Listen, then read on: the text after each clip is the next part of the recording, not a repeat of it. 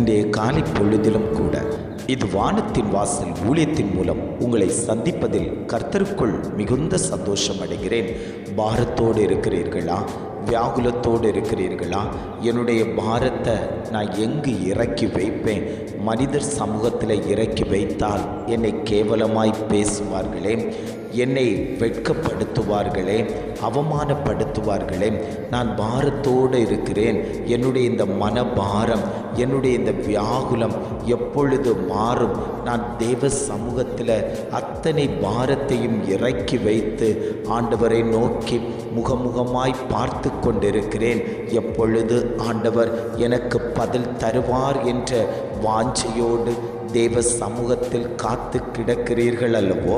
உங்களை பார்த்துத்தான் ஆண்டவர் சொல்லுகிறார், உன் பாரத்தை நான் மாற்றி தருவேன் என்று.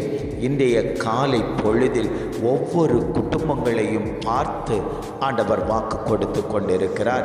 இன்றைய காலை பொழுதிலும் கூட ஆண்டவர் நமக்கு தரக்கூடிய நல்ல வார்த்தை என்னவென்றால், சங்கீதங்களின் புஸ்தகம் 55ஆம் சங்கீதம் 22ஆம் வசனம் இவ்வாறாக சொல்லுகிறது, கர்த்தர் மேல் உன் பாரத்தை வைத்துவிடு, அவர் உன்னை ஆதரிப்பார். வசனம் இவ்வாறாக சொல்லுகிறது, கர்த்தர் மேல் உன் பாரத்தை வைத்துவிடு, அவர் உன்னை ஆதரிப்பார். இன்றைக்கு அநேக பாரங்களோடு இருந்து கொண்டிருக்கிறார்கள். பிள்ளையை குறித்தான பாரம், கடன் பாரம், வியாதியை குறித்து ஒரு பாரம், ஒரு காரியத்தை முடிக்க முடியாமல் தத்தளித்து கொண்டிருக்கிறோமே என்கிற ஒரு பாரம். இப்படி பல பாரங்களை இருதயத்திலே வைத்து கொண்டு சுமந்து கொண்டிருக்கக்கூடிய அநேக ஜனங்கள் இருக்கிறார்கள். யாரிடத்தில் என் பாரத்தை இறக்கி வைப்பேன் என்று எதிர்பார்த்து கொண்டிருக்கிறவர்களை பார்த்து ஆண்டவர் சொல்லுகிறார், கர்த்தர் மேல் நீ பாரத்தை வைத்துவிடு, அவர் உன்னை ஆதரிக்கக்கூடிய தெய்வம். நீ பாரத்தை மனுஷன் மேலே வைக்காமல் கர்த்தர் சமூகத்தில் நீ இறக்கி வைப்பாயானால் உன் பாரமும் லகுவாக மாறும். உன்னை ஆதரிக்கவும் கர்த்தர் செய்வார், உன்னை அரவணைக்கவும் கர்த்தர் செய்வார். உன்னுடைய பாரத்தை மாற்றி கொடுத்து அந்த இடத்துல ஒரு சமாதானத்தை தரக்கூடிய தெய்வத்தை தான் நீங்களும் நானும் ஆராதனை செய்து கொண்டிருக்கிறோம். அந்த தெய்வம் உங்களை பார்த்து சொல்லுகிறார், வருத்தப்பட்டு பாரம் சுமக்கிறவர்களே, நீங்கள் எல்லோரும் என்னிடத்தில் வாருங்கள் என்று கர்த்தர் சொல்லிக் கொண்டிருக்கிறார். என்ன வருத்தம் இருந்தாலும் சரி, எந்த காரியம் இருந்தாலும் சரி, தேவ சமூகத்தில் போய் கண்ணீரோடு அந்த பாரத்தை நீங்கள் இறக்கி வைப்பீர்களேயானால் அந்த பாரம் உங்களுக்கு லகுவாய் மாறிவிடும். அந்த பாரத்தில் இருந்து கர்த்தர் நன்மையாய் அதை மாற்றி தருவார். அந்நாளை குறித்து வேதம் சொல்லுகிறது, அவள் தன் இருதயத்தை தேவ சமூகத்தில் ஊற்றி கொடுத்தாள். தனக்கு பிள்ளை இல்லை என்கிறதை அறிந்த அந்நாள் தேவ சமூகத்தில் போய், ஆண்டவரே, நான் அநேக நேரம் நிந்தனைக்குள்ளாக்கப்பட்டிருக்கிறேன், நான் துக்க முகத்தோடு இருக்கிறேன், என்னுடைய கர்ப்பத்தில் ஒரு நன்மை உண்டாகட்டும் என்று சொல்லி அவளுடைய பாரத்தை தேவ சமூகத்தில் இறக்கி வைத்தபோது கர்த்தர் அவளுக்குரிய வாசலை திறந்து கொடுத்து அவளுடைய பாரத்தை லகுவாய் மாற்றி கொடுத்தது போல ஆண்டவர் இன்றைக்கு குடும்பங்களை பார்த்து சொல்லி கொண்டிருக்கிறார். வியாதியோடு இருக்கிறீர்களா? கர்ப்பத்தின் கனிக்காக வாஞ்சித்து கொண்டிருக்கிறீர்களா? ஏது விஷயங்களில் ஆண்டவரை தேடி கொண்டிருக்கிறீர்களோ, ஆண்டவரே, இது மனதிற்கு ஒரு சஞ்சலமாய் இருக்கிறது, மனதுக்கு ஒரு பாரமாய் இருக்கிறது, நான் என்ன செய்வேன் என்று தேவ சமூகத்தில் கேட்டு கொண்டிருக்கக்கூடிய காரியத்தில் கர்த்தர் சொல்லுகிறார், நான் உனக்குண்டான வாசலை திறந்து தருவதற்கு ஆயத்தமாய் இருக்கிறேன் என்று இன்றைய காலை பொழுதில் ஒவ்வொரு குடும்பங்களையும் பார்த்து ஆண்டவர் வாக்கு கொடுத்து கொண்டிருக்கிறார். 18 வருஷமான ஒரு கூனியான ஸ்திரீ தேவாலயத்துக்குள் தன்னால் நிமிர முடியாதபடிக்கு பாரத்தோடு வியாதியோடு அவர்கள் தேவாலயத்துக்குள் இருந்தார்கள். கர்த்தருடைய கண் அந்த கூனியான ஸ்திரீயின் மேல் பட்டபோதே அந்நேரமே அவள் சொஸ்தம் அடைந்தாள் என்று வேதத்தில் எழுதப்பட்டிருக்கிறது. உண்மையானால் நீ பாரத்தோடு தேவ சமூகத்தில் ஊற்றி கொடுக்கக்கூடிய அத்தனை காரியத்திலேயும் கர்த்தர் ஜெயத்தை தருவேன் என்று ஆவியானவர் வாக்கு கொடுத்து கொண்டிருக்கிறார். எந்த பாரமாய் இருந்தாலும் சரி, மனிதனிடத்தில் சொன்னால் என்னுடைய பாரத்தை கேட்டு அவன் சிரிப்பான் என்று நீங்கள் நினைத்து கொண்டிருக்கலாம்.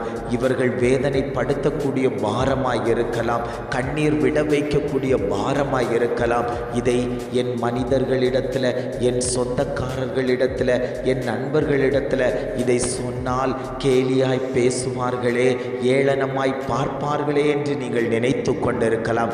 ஆண்டவர் சொல்லுகிறார், மனுஷனை நம்பி போகாத, மனுஷன் கண்ணியை வருவிப்பான். நீ கர்த்தர் சமூகத்தில் வந்து, ஆண்டவரே எனக்குள்ளாடி இந்த பாரம் இருக்குதப்பா, எனக்குள்ளாடி இந்த வியாகுலம் இருக்குது, எனக்குள்ளாடி இந்த பிரச்சனை ஓடிக்கொண்டு இருக்கிறது, எனக்குள்ளாடி இந்த வலி இருந்து கொண்டிருக்கிறது, என் குடும்பத்தில் எப்பொழுது இந்த திருமண தடை மாறும், எப்பொழுது இந்த சாபக்கட்டு மாறும், எப்பொழுது இந்த பாவக்கட்டு மாறும், பின்தொடர்ந்து வரக்கூடிய பாவத்தின் கிரியைகள் எப்பொழுது மாறும் என்று நீங்கள் தேவ சமூகத்தில் கேட்கும் போதே ஆவியானவர் உங்கள் குடும்பத்தில் இருக்கக்கூடிய அத்தனை கண்ணிகளையும் எடுத்து மாற்றி, அத்தனை சிறையிருப்புகளையும் மாற்றி உங்களுக்கு விடுதலை கொடுத்து உங்களை சாட்சியாய் நிறுத்துவதற்கு அவர் இன்றைக்கும் ஜீவனுள்ள தகப்பனாய் உங்கள் மத்தியில் உலாவிக் கொண்டிருக்கிறார்.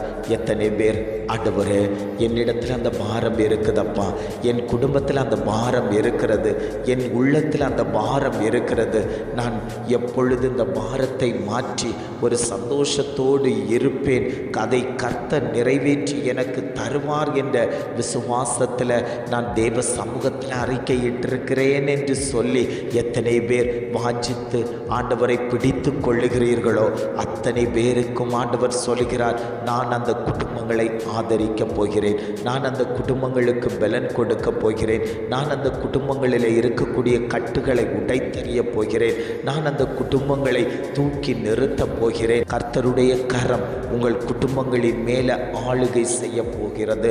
அவர் உங்களை தூக்கி விட போகிறார்.